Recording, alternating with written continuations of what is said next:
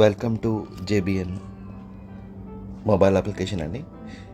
ఇనిషియల్గా మీ యొక్క లాగిన్ డీటెయిల్స్ ఇక్కడ ఇవ్వాలి, then password and captcha enter చేయాలి ఇక్కడ.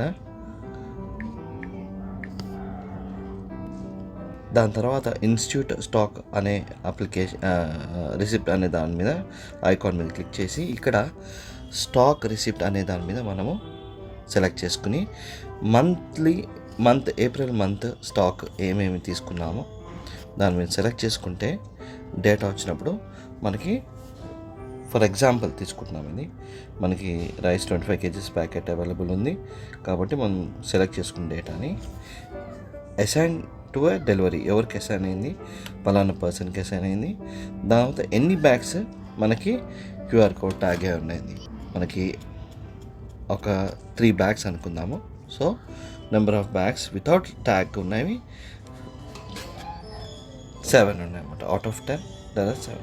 సో 3 బ్యాగ్స్ ఏవైతే క్యూఆర్ కోడ్తో ట్యాగ్ ఉన్నాయో మనం వాటిని స్కాన్ చేయాలి కాబట్టి నెక్స్ట్లో క్యూఆర్ కోడ్ సెలెక్ట్ చేసుకుని ఒక్కొక్క క్యూఆర్ కోడ్ సెలెక్ట్ చేసుకున్నప్పుడు మనకు వచ్చిన తర్వాత